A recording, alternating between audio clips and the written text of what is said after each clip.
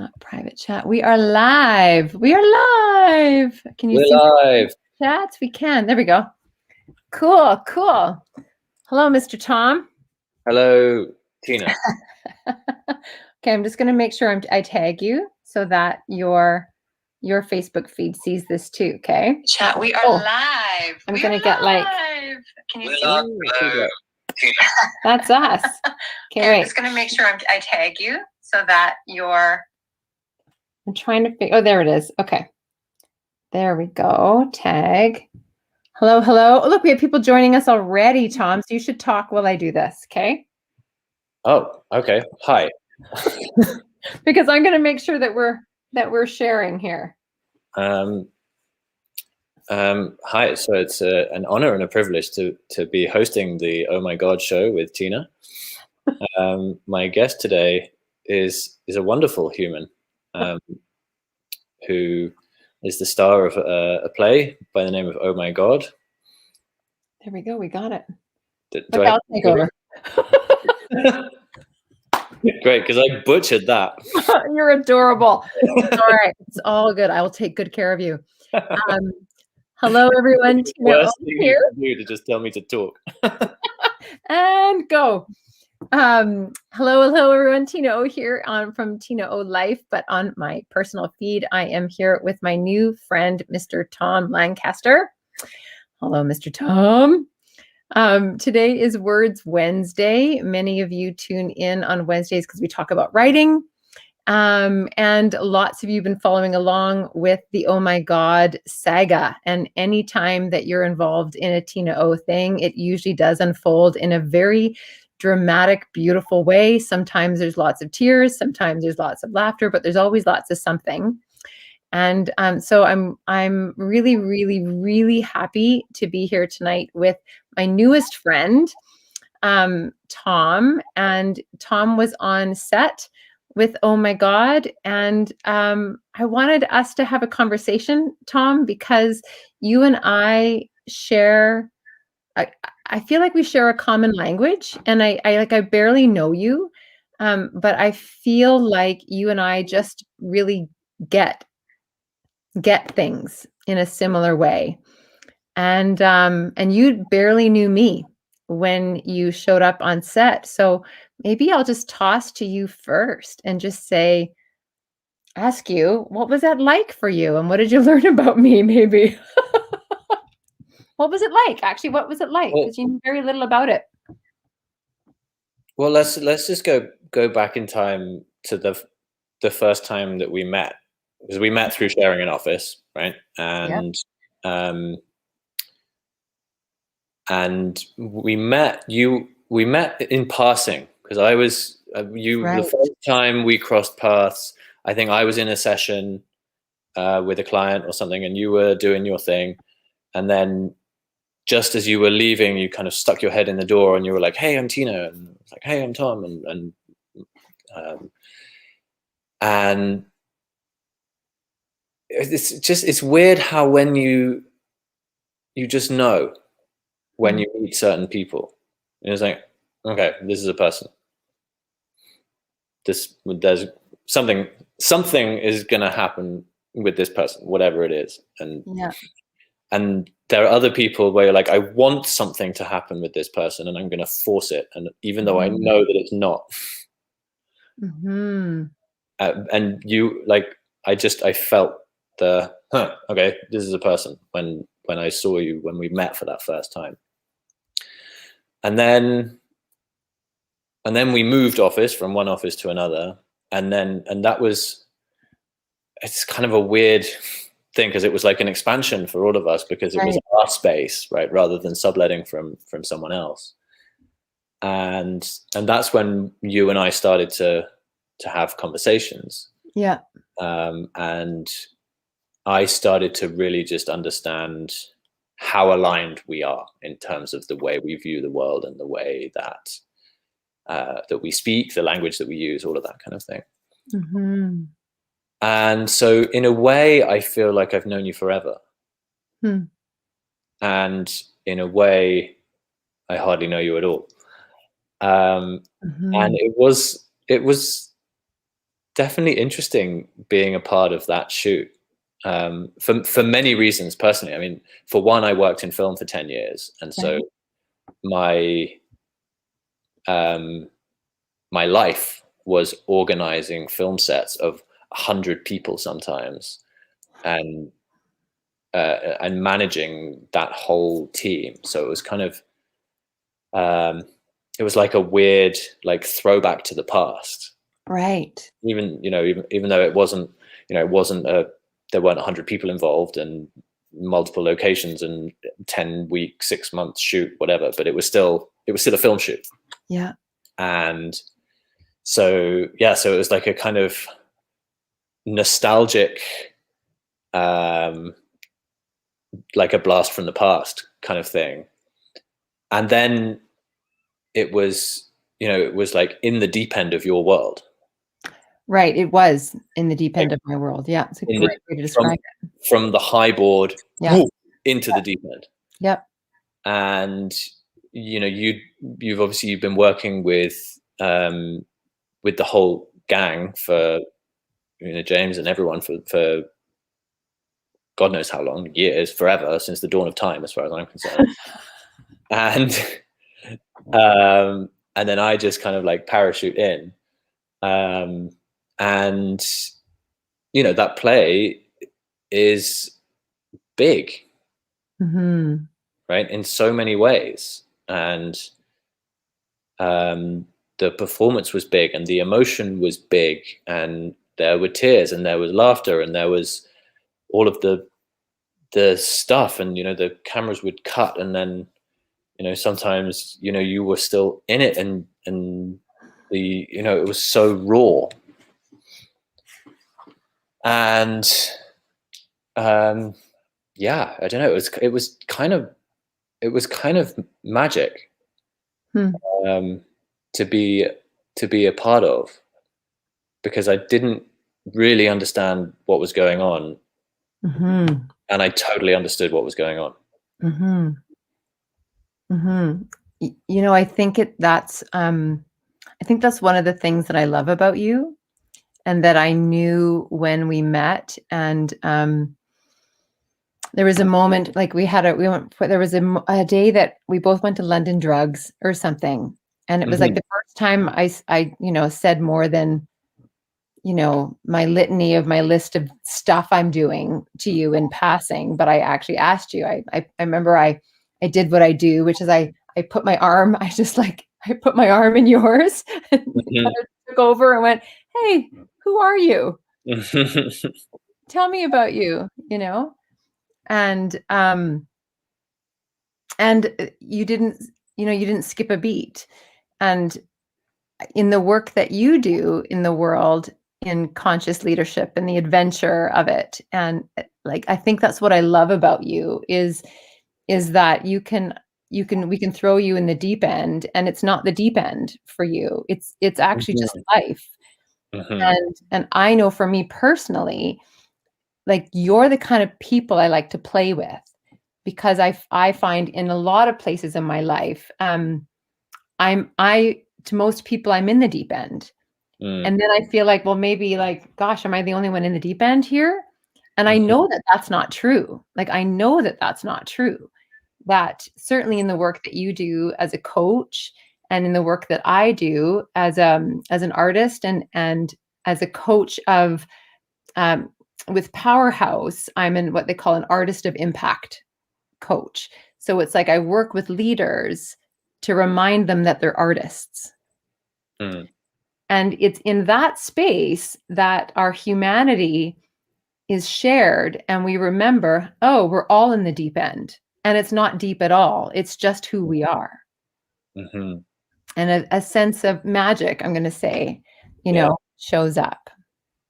Something really just landed for me there, and what you shared about how it's not the deep end for me, it's just life. And yeah, I really get that about you. Whereas for a lot of people, I mean, and that landed for me because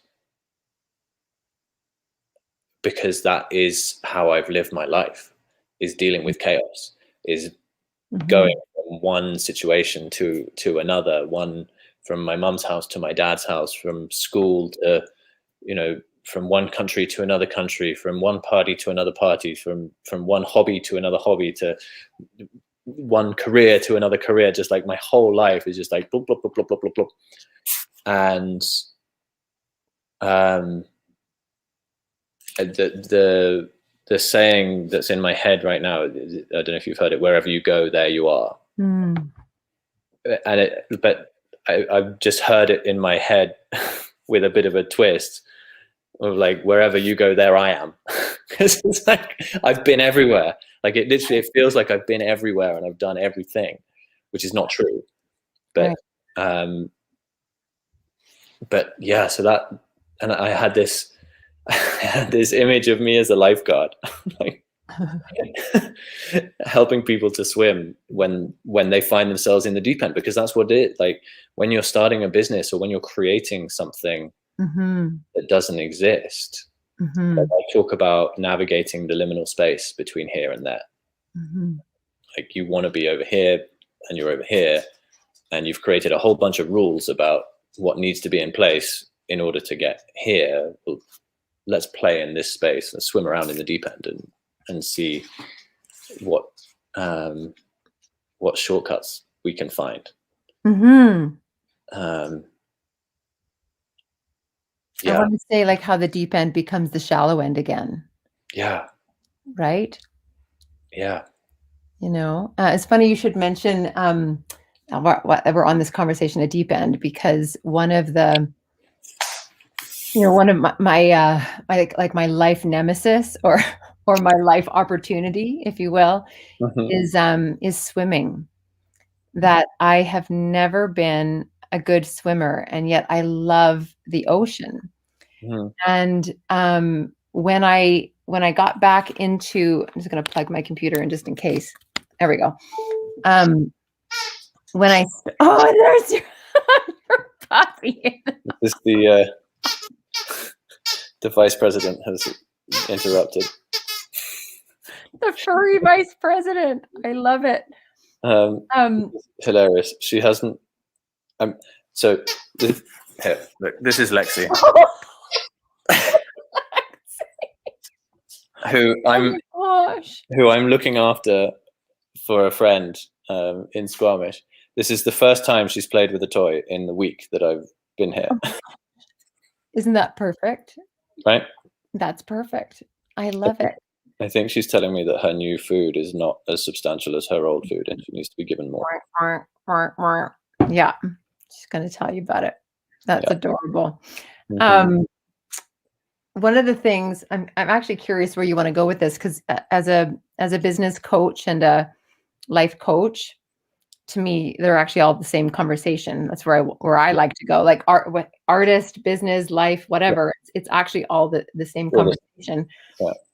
What I learned, because for me, and Oh My God as a solo show, for those of you who are just meeting me for the first time, maybe on Tom's feed, I'm a story coach, and I work with narrative as a way to bridge human connection. And this piece, Oh My God, is a solo show, and I picked up a thread of my life from 27 years ago. Like I haven't been on stage in this capacity for almost 27 years. And I had tons of baggage around whether I'm an actor, blah, blah, blah. I don't mean to blah, blah, blah, like diminish how the baggage I've been carrying around with me. But I just want to recognize it as baggage and not me. When I was rehearsing this piece, I noticed that my shift into entrepreneurship cost me, so a couple of decades in entrepreneurship cost me something that I used to do so innately. And this does connect to swimming. I'll come back, I promise.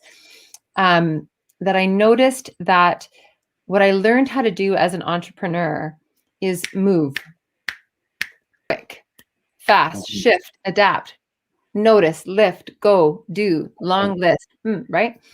And that's a skill. But as an artist, the skill you have is the long thought, Mm-hmm. sustained breath. Mm-hmm. And they're two ways of operating.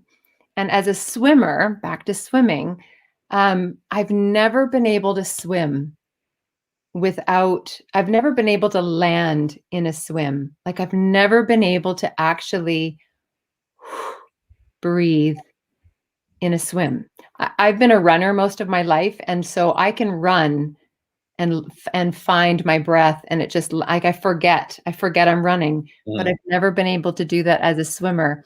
And something about the rehearsal process reminded me of that ability I used to have. And I bet you I can connect these two worlds. And it's about the long breath and the trust and letting the adaptation happen rather than adapting. Mm. So, okay, let's see where this goes. Okay.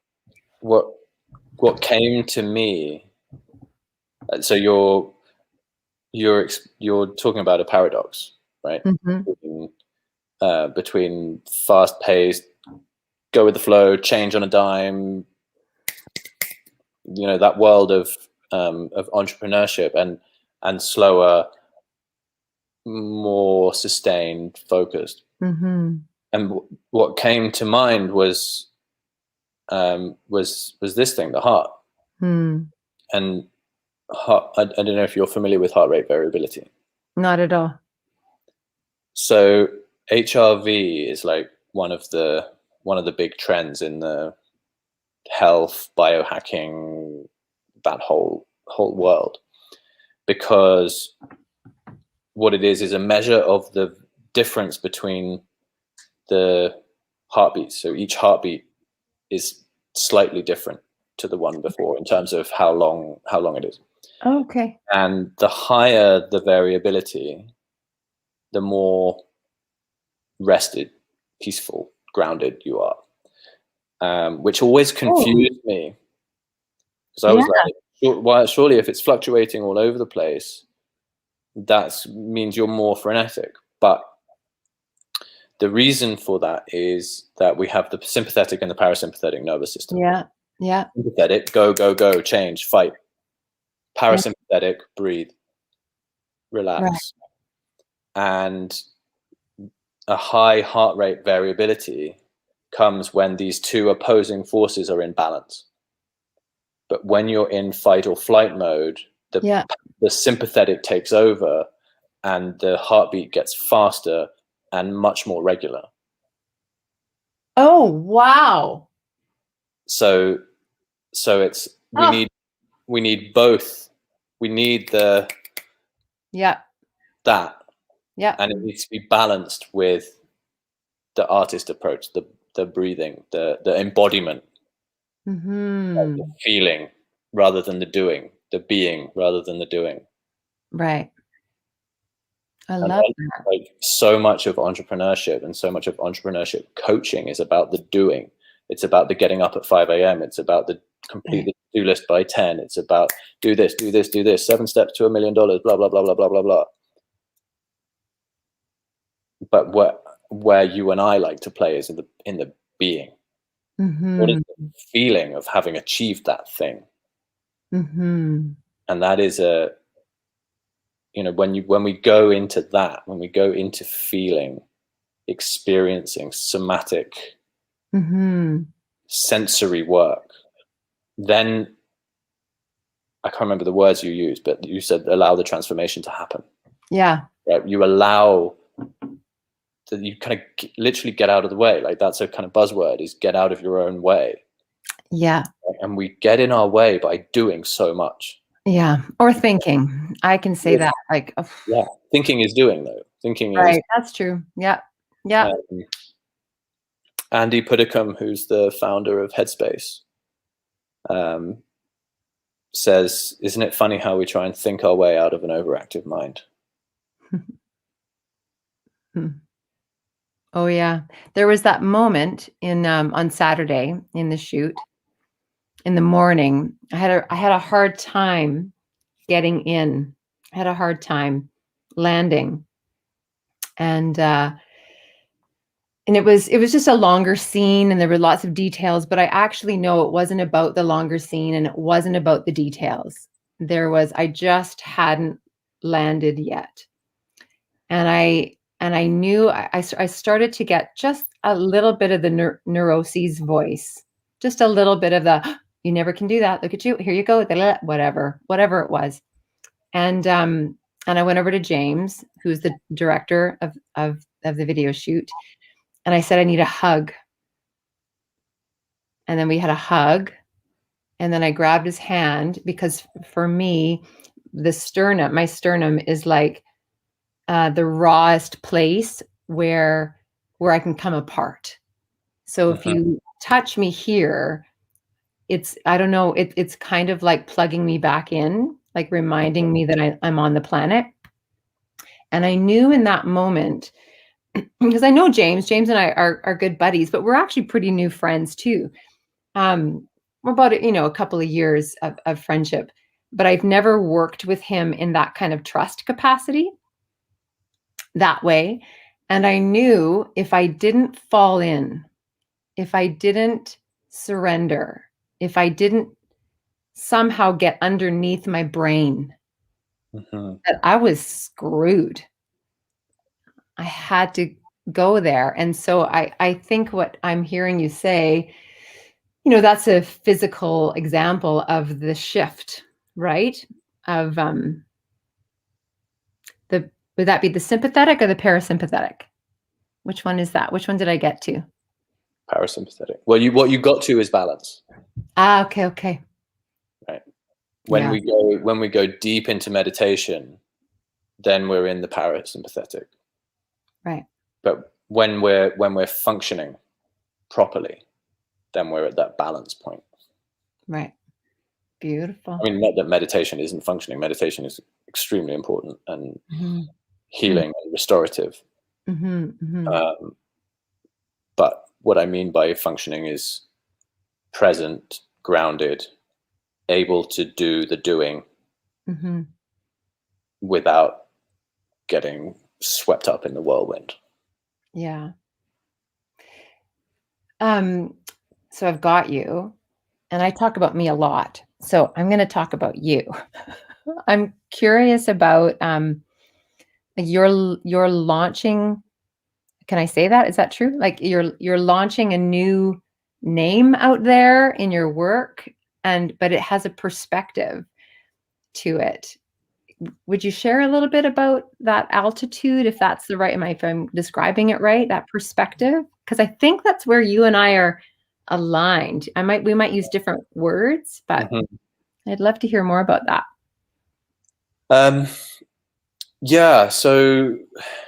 Altitude is the concept that I'm playing with, which is grounded in the principle of adventure consciousness,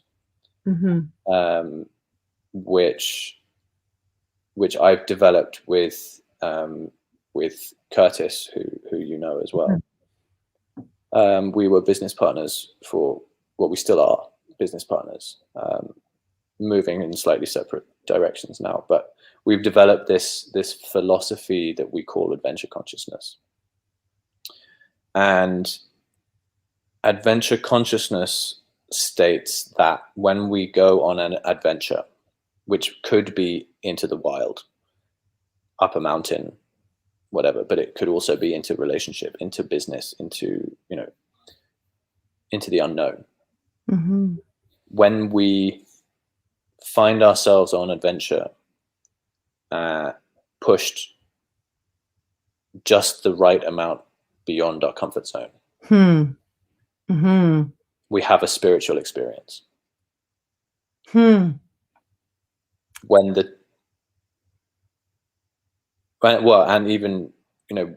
we think we're about to die, which also can happen when we're on a mountain or when we're in relationship with someone. Right. When your partner is doing that thing and you feel like you have to say something about it, but you can't. I mean, that feeling is, I'm going to die. If I share this, I'm going to die. Right. On some level. And it's in those moments that we have a choice. We have a choice to go back or to go forwards. And adventure, specifically adventure into the wild, is a great crucible to learn how much more we have in the tank than we think we do.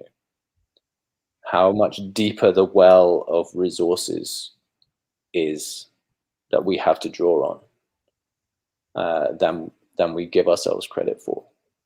Because you can go further. You can do more. Right. And what's required in that moment is to come back to being, right? Is to slow down, is to breathe, is to activate the parasympathetic. Because when we're in those moments of challenge, we're in fight, flight, or freeze. We're in sympathetic nervous system. Yeah. And what is, what's the word? Not normal, not natural, but what is easy or what is accessible in those situations is to constrict, Right. to pull back. Right. There's pain here, there's discomfort here, so I'm going to come back over here where it's safe. Yeah. Right. And in relationship is where this is particularly damaging, because I feel like there's going to be pain when I communicate my need or my desire or my feeling to you. And so I don't say anything, and therefore you don't know the pain that you're causing me, and the cycle goes on. And you feel the same about me. There's things that I do that, that are driving you up the wall, and you're not saying anything because you're scared. And then eventually it explodes. Right. Whereas the other option that is always available is to bust through that discomfort barrier and have that conversation. And say, when you eat with your mouth open, and it really drives me insane, and it makes me feel like I want to punch you in the face, or whatever, or whatever it is. Yes. I don't know why that's the example that came to me, but whatever it is, right? That thing, when you do this, it makes me feel unwanted, unloved, useless, whatever. It's a vulnerable thing to do, but it deepens the relationship. And and I haven't done the process justice at all. But essentially, when I open up and I become vulnerable about a thing that is challenging for me in life, business, relationship, adventure, spirituality, whatever, I deepen that relationship. I get to understand whatever I'm in dialogue with, be it a person, a challenge, myself. I get to understand deeper. I get to pull apart. I get to distinguish patterns. I get to understand motivations. This morning I went for a hike, and I noticed that I was like, I don't need to finish this. I can just turn around. And I was able to observe this pattern playing out in my head, and create a new distinction, which I wrote about this morning, and I called it Summit Fever versus Early Birth. And that's a new thought that came to me by exploring my resistance, by being curious, by not just having the thought, I'm a bit tired and it's raining, I don't want to really do the rest, I'll just turn around and go back, which I could have done. Yeah. That would have been fine, right? There would have been nothing wrong with that. Yeah. But by being with that resistance, by being in that discomfort, I saw a new piece of the puzzle, right? I shone a light, or I didn't shine it. A light was shone into a dark place that I couldn't see. And now I have more power. because I get to choose now. Yeah. When I see that pattern coming up, I get to choose. Do I want to bail out early, like I always do, or do I want to see this through? And and by sharing it, someone else might be like, "Oh man, I'm always like, I have to finish this no matter what, and I don't care who dies in the process." Right. And maybe for that person, they now have the power to be like, "Do you know what? I'm going to let it go." Right. And there are times in my life where I'm over here and I'm like, "No, it has to be this way. Yeah. You have to get it done." And there are times in my life where I'm like, "Nah, fuck it." Excuse my French. Do you remember the set? What comes to mind for me there is the relationship with resistance, and I want to say the liminal space of resistance. So not when you're right in the resistance, but right in the zone of resistance. Because I think when we're right in the resistance, we go to a reaction. But when we're in the zone of the resistance, we can go into autopilot, right? And it's that fraction of a moment before we go into autopilot, and the choice, or I call it the gutter ball, like bowling. It's like the gutter ball, the neural pathway that you always, the default path, it kicks in. It made me think about one of the themes in the show that brings up a lot of resistance for people is the word reconciliation. Because in this particular show, there's multiple threads of reconciliation in here, and it's not on the nose. Like, it's not this is a play about reconciliation, but it's about moments of violation, wrongdoing, atrocities, and that space that the main character finds herself in, where she says she's sorry, and yet she didn't do the wrongdoing. And I think of that space a lot in times of today. Certainly being a Canadian too. We apologize for everything. Oh yeah, you wrote that great post about that, actually, right? We apologize for everything, but are we really, like, if we really held the sacredness or the vulnerability or the resistance and the dance of what I'm sorry actually feels like, and then made a choice about it, I think there's, when I think of your work in the world around I would almost like encourage us to go the adventure of a real I'm sorry, like the adventure of that, and what that does.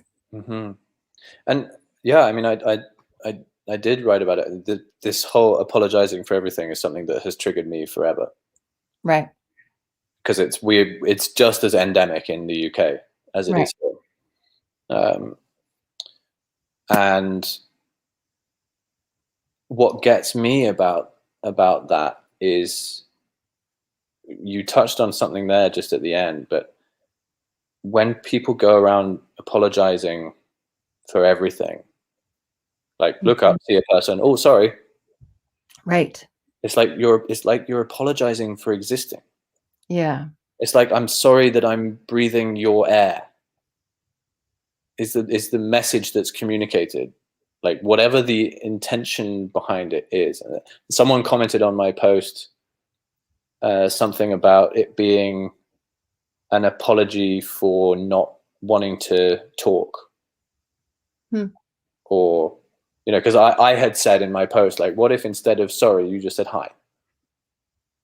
What if, what if instead of sorry, you said, oh, let me move my bag and make some space for you? Right? And someone commented something about, what if, sorry for not wanting to talk. I'm like, well, what if you don't want to talk? Why do you need to apologize? Like, unless I have done you some wrong, and even then there's there's room for an apology not being the right thing, because there's a whole topic of, I see I've done this thing, I said this thing, whatever, I did this thing, and I see it's made you, I see the impact that it's had on you. How can I clean this up? What do I need to do to make to clean up my impact that I've had on you? Right? I don't need to apologize, because apology, in a way, I think we're on the same. Yeah. Right. Yeah. I apologize, and now we're good. Right? Yeah. I've emptied your bank account and stolen your identity, but sorry. Well, it becomes transactional. It becomes transactional, whereas the other option is to be like, okay, well, what is the impact that I've created here, and what do I need to do to clean that up? Like, I'm okay with you having had the experience that you've had, but what do I need to do to clean up my part of it? Okay, so that's one way of looking at I'm sorry, and I'm with you on it. Where this show goes is it's around, not about personal cleanup. It's actually about human connection. It's actually about, like, stepping into somebody else's experience and just like, what's the only thing I can offer in this space where I can connect? Not that it's my job to connect with that pain, but I'm standing here in this pain, whatever the pain situation is, and I can offer, I'm sorry. I'm so sorry this happened. Not transactionally, it's relationally. That's like an offer of sorrow, isn't it? I love that. It's an offer of maybe shared sorrow. You're not alone in this, maybe. Like, we are grieving together. Yeah. Rather than I apologize. Yes. It's totally different. Yes. Yes. It's the same word, but very, very different. And I think people, I mean, this is the first time that I've pulled those two things apart. The two versions of sorry. Right. But I think people do say it as an apology sometimes. Yeah, totally. I apologize that you're, but also in that other situation, I apologize that your mother's died, or whatever it is. Like, it's sometimes it feels like maybe it is said with that energy. Well, whereas, I'm sorry that I don't have anything more to say about the fact that your mother's died, or whatever it is. But yeah, I like this idea of I'm offering you my sorrow to go with yours, hand in hand. When I think I always, you haven't heard me say this yet, but I often say that everything you needed to say, you say in the first 5 minutes, and then you spend the rest of the hour unpacking the first 5 minutes. And there's something about the long breath, or the parasympathetic and the sympathetic. To me, communication is a sacred practice. And I think about, I have a very fast moving brain, as you've seen, and a fast moving body. And, but when I practice communication, like I actually care, like I'm embodied in the communication as I offer the communication to you, my breath changes. And I think I'm sorry, which, if you've got nothing to say, I'm sorry is a pretty good thing to start with. However, it's also really okay to have nothing to say and be with somebody. Yeah. And that's, to me, the long breath, and not the quick mind of shifting, Yeah, that comes back to when I pass you in a hallway and I say sorry, it's again, it's like it's doing and being. Right. Because I feel like I need to do something. I need to say something. I need to break this god awful awkwardness of silence, but I've got nothing to say. So, sorry, let me get out of here as quickly as possible. Yeah. Rather than just being in that space and you know, I'm here. You're here. Mm-hmm. Mm-hmm. Nothing more than that is required. Mm-hmm. Mm-hmm. One of the things that came up, I think we'll close this. You and I could talk for a long time. Hey, we're good. You hear me? But I want to close on theater. One of the things that I love about live theater, and I'm starting to notice that it does happen. It can happen digitally. It actually can. Is when we start breathing together. That in the space of real, it's not the right word, but of true communication where I'm with you and you're with me, and we've softened our hearts a little bit. And, you know, what's bridging us is the words, and we're connected. A theater will literally breathe together. And there's those magical moments where there is no break between who's on stage and who's watching. You're actually all in it together.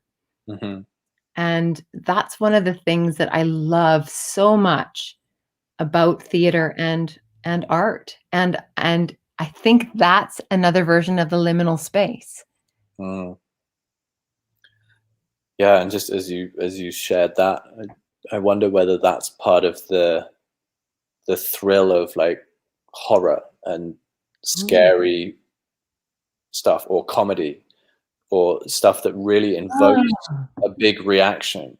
Because when Jack Nicholson sticks his axe through the door and goes, "Here's Johnny," everyone goes all together. All together. Or everyone laughs all together. And I wonder how much of a role that plays, because no one likes to watch scary movies by themselves or comedy by themselves.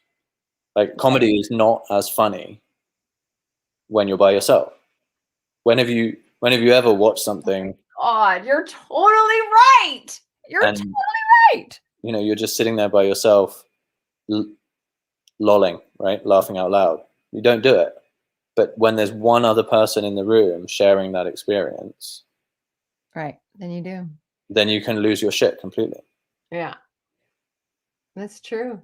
That's good. That's good. Well, thank you for being with me tonight on our Words Wednesday. I am going to point to Tom and let you all know that Tom's a great writer, and do check out his social posts. He's got a great mind and a soft heart and lots of space to connect with people. Yeah. And thanks for jumping in at the last minute and helping out with the shoot. Yeah. I hope we'll do more. I'm sure we'll do more things together. We will definitely do more things together. That is a given. That is a given. Thank you so much for inviting me to talk. I mean, this is like my favorite thing to do, is talk about this human condition and consciousness, and I've had a lot of fun. Cool. Is there anything that you would want anyone to know about the show? Because I'm pretty biased. Anything you'd want to offer people watching? Well, on the subject of invoking a strong reaction, it's an emotional piece. I'm really looking forward to seeing it. When do we get to see it? On the 15th? 15th, we open for Powerhouse Impact Media Group as an artist of impact. And then there'll be a summer stock online showing. But yeah. Yeah, I'm really looking forward to seeing it. I always feel like being on set doesn't give you an idea of what the finished product is going to be. And so I'm I'm hesitant to Okay. put anything out there in terms of this is how it's going to be. But I'm excited to watch it, and I think everyone else should be too. Awesome. Thank you.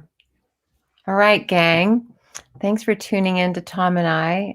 We'll be back next week. I'm going to see if I can rope Marilyn and Randall in next week to talk about all of this. Oh, Tanya says, she's looking forward to seeing Oh My God. Awesome. All right. Well, we'll see you next week. Thanks, everybody, for being here. Oh my God. See you next week.